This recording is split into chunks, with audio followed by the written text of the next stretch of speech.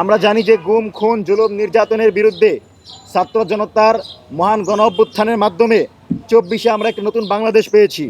যে বাংলাদেশের প্রত্যাশা ছিল সকল আধিপত্যবাদ এবং আগ্রাসনের বিরুদ্ধে বাংলাদেশের জনগণকে একত্রিত করে স্বাধীন, সার্বভৌম, ইনসাফ ভিত্তিক একটি বাংলাদেশ প্রতিষ্ঠিত করা। সেই লক্ষ্যেই আবু সাঈদ, ওয়াসিম, মুগ্ধ জীবন দিয়েছে।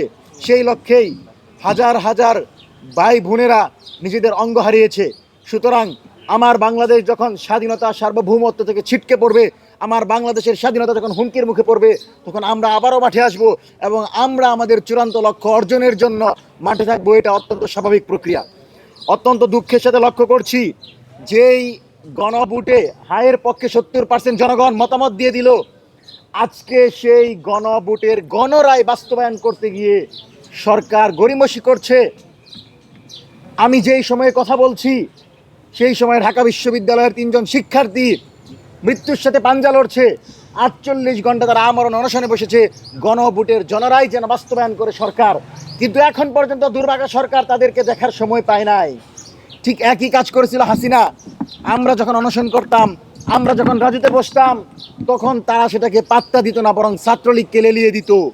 আবারও যদি এই সরকার কোনো ফ্যাসিবাদী কাঠামো তৈরির লক্ষ্যে বাংলাদেশের ছাত্র জনতাকে উপেক্ষা করে, আমরা মনে করি এই সরকারের ভিত্তি হারাবে।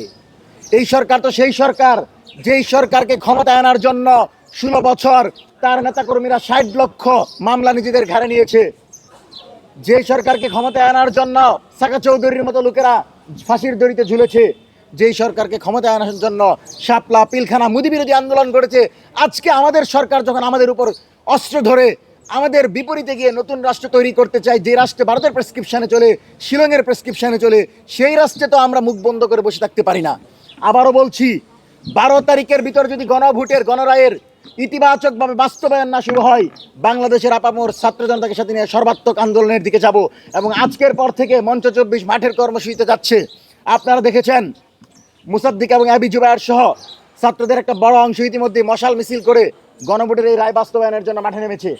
আমরা সকলেই সেই ব্যানারের সাথে আছি এবং কোনো সংগঠন না, কোনো একক কোনো সংগঠন নয়, বাংলাদেশের সকল ছাত্র জনতাকে সাথে নিয়ে যতক্ষণ পর্যন্ত এই রায় বাস্তবায়ন না করা হবে, আইনি ভিত্তি না দেওয়া হবে, গণপরিষদ, জুলাই সনদের যে পরিষদ, সেই পরিষদের শপথ না নেওয়া হবে, ততক্ষণ পর্যন্ত আমরা মনে করবো এই সরকার জুলাইয়ের স্পিডকে ধারণ করতে পারে নাই এবং এটা আমাদের জন্য হতাশাজনক।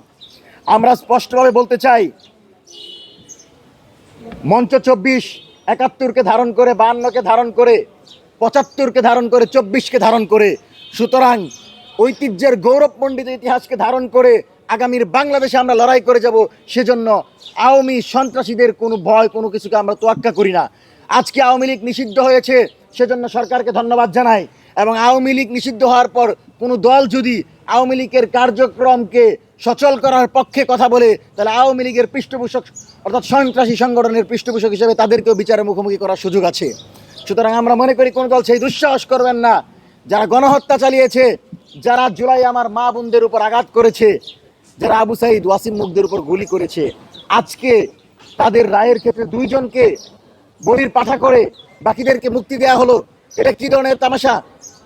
আবু সাঈদ হত্যার পেছনে তৎকালীন আইজিপি সহ পুলিশের ঊর্ধ্বতন কর্মকর্তারা জড়িত। শুধুমাত্র 2টা কনস্টেবলকে বলি দিয়ে এই মামলা আপনি শেষ করে দিবেন, এটা আমরা মেনে নিব না। আদালতকে সম্মান করি, কিন্তু আমরা এটাও বলতে চাই, গ্রেফতার করবেন, বিচারের নাটক সাজাবেন, জজ মিয়া নাটক সাজিয়ে 2-3 জনের উপর দিয়ে পুরো রায় চালিয়ে দিবেন, এটা কিন্তু ইনসাফ হবে না। এটার জন্য আমরা লড়াই করি নাই। সুতরাং আমরা মনে করি আবু সাঈদের যে রায় হয়েছে, সেই রায়ে আমরা সন্তুষ্ট না এবং তার পরিবার ঠিক একই কথা জানিয়েছে। পাশাপাশি সরকারকে 6 ঘন্টা সময় দিচ্ছি। আমার যে ভাইয়েরা আমরণ অনশনে বসেছে, এদের ইতিমধ্যে স্বাস্থ্যের অবস্থা অত্যন্ত আশঙ্কাজনক। যদি এদের কিছু হয়ে যায়, এই সরকারকে কিন্তু দায় নিতে হবে। আবারও বলছি, এক একটা শিক্ষার্থী আগামীর বাংলাদেশ, সে ঢাকা বিশ্ববিদ্যালয়ের শিক্ষার্থীরা মৃত্যুর সাথে পাঞ্জা লড়ছে, আর আমাদের শিলং থেকে আসা উপদেষ্টা, আমাদের শিলং থেকে আসা মন্ত্রীরা একবার দেখতে আসতে পারেন না। অথচ আওয়ামী তারেক যখন নির্বাচন কমিশনের সামনে দাঁড়িয়েছিল, অত্যন্ত কান্নাকাটি, গাড়ি মাড়ি নিয়ে সবাই উপস্থিত ছিল বিএনপি।